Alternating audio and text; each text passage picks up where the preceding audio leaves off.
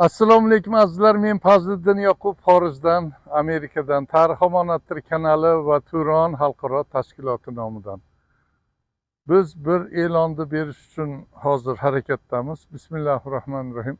Kechagina 20-iyun kuni Mustaqillik deklaratsiyasi qabul qilingan kun, Turk dunyosining katta nufuzli mintaqasi bo'lgan Turkistonda, O'zbekistonda deb shu mavzuni yoritish uchun harakat qildik. Va nima uchun davlat buni bugungi kungacha bu tarixni bekityapti? Buni haqiqiy mustaqillik bayrami deklaratsiya qabul qilingan kunligini biz xalqimizga, o'sha O'zbekiston, Turkistondagi katta Turk dunyosining mintaqasiga va Turk dunyosiga, vatan ichi tashqarisi, xorijdagi insonlarimiz haqiqiy tarixni bilishi kerak deb shu vaqtdagi milliy mujodala xalq harakatlarini, bu bo'lib o'tgan ishni tarixini ozgina ochishga harakat qildik. Albatta qatnashchilar topdik, parlamentda bo'lganlar topdik va shu narsani e'lon qilib, shu suhbatni o'tkazishimiz 2 soat jarayonida davom etib, juda qiziqarli o'tganini do'stlar, muxlislar aytdi. Hatto bu suhbatgacha ham, suhbatdan keyin ham qancha odamlar menga xabar berib, hujjatlar jo'natib, bu tarixiy jarayon to'g'risida ma'lumotlar berishga intilishdi. Ba'zilar bilan gaplashdik, biz bilmagan qirralarni o'rgandik. Endi hammasini 1 soat, 2 soatlik suhbatga sig'dirib bo'lmaydi. Biz juda xursand bo'ldik o'sha vaqtda chiqqan xalq tashabbuskorlari, namoyandalari, xalq nomidan parlamentga kirib ish qilgan barcha bu insonlarni o'rganib, hammasini yorita olmadik, hamma narsani bera olmadik, lekin ikkita narsaga erishdik. Davlat bekityapti, nima uchunligini ozgina fikrlar bildirildi va shu kun haqiqiy bayram, mustaqillik deklaratsiyasi qabul qilingan mustaqillik bayrami kunligini. Keyinchalik Turon xalqaro tashkilotida har oyda bir suhbatlar olib boramiz. Turk dunyosini birlashtirish, Turon Turkistonda bu ishlarni tezlashtirish uchun nimalar qilish kerak degan tavsiyalar to'g'risida va boshqa shunga o'xshagan xabar Turk dunyosidan tarqatilib turadi, suhbatlar bo'ladi. Shu suhbatimizni mana shu iyul oyidagi, iyun oyining oxiri 28-kunga to'g'rilangan Toshkent vaqti bilan bo'ladigan 8da, Amerika vaqti bilan 11da bo'ladigan suhbatini yana shu mavzuga qaratdik. Nima uchun desanglar, albatta O'zbekiston Turk dunyosini, Turkistonda katta bir sharafli tarixi bor, o'ziga yarasha dunyo o'rnida salobatli bir hayot yashab o'tgan ajdodlarni tarixi yozilib, dunyoga tanilgan bir mintaqa.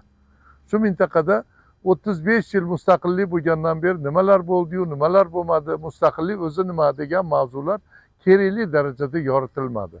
Haqiqati ochilmadi. Shuning uchun Turk dunyosining mavzusiga aylandi bu ham.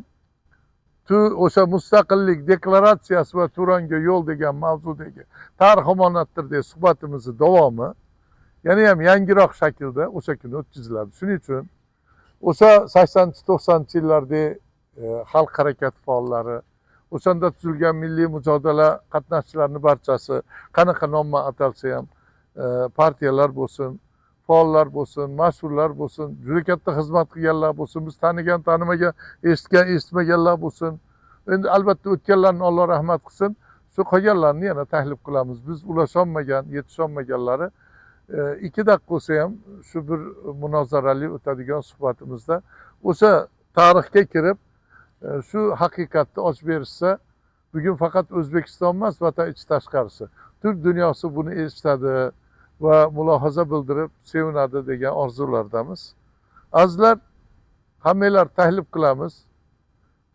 28-iyunda bo'ladigan shu mustaqillik deklaratsiyasi Turonga yo'l degan mavzudagi suhbatimizga bu safar taklif qilinganlarni hammasini e'lon qilib atlarini yozmadik, chunki biroz e'tirozlar bo'ldi. Mendan so'ramabsan, roziligimni boshqa deb. Hammasiga xabar berilgandi. İnternetlarda xabar o'zlarini pochtalarini qaramabdi shekilli. Shuning uchun bironta e'tiroz boshqa bo'lmasin deb, katta kichik hamma erkagu ayoli o'sha zamonda bilgan, guvohi bo'lgan, qatnashgan, milliy mujodala qahramoni bo'lganlarni shu davrada ko'rishni istaymiz. Va boshqalar ham qatnashib, o'rganib, savol-javob qilib, imkonga qarab munozara qilib o'tkazsak degan orzulardamiz. 2-3 daqiqa, 1 daqiqadan bo'lsa ham fikr bildirib, savol javoblar bo'lib, munozara shaklida o'tsak, yaxshiroq esimizda qoladigan haqiqiy tarixni bir sahifasi ochilib qalbimizga muhrlanadi degan orzulardamiz. Hammalarga tashakkurlar. Allohga omonat bo'linglar. Kutamiz 28-iyun kuni Turon xalqaro tashkilotida o'sha audio shaklda o'tadigan ko'rinmasdan Telegramdagi kanalimizda kutamiz. Yana qaytarib aytamiz, Turon xalqaro tashkilotidagi shu suhbatga hammalarni tashrif buyursanglarni so'rab qolamiz. Allohga omonat bo'linglar. Fazliddin Yoqub xorijdan, Amerikadan, Turon xalqaro tashkiloti va Tarix omonati kanali nomidan. Assalomu alaykum va rahmatullohi va barakatuh.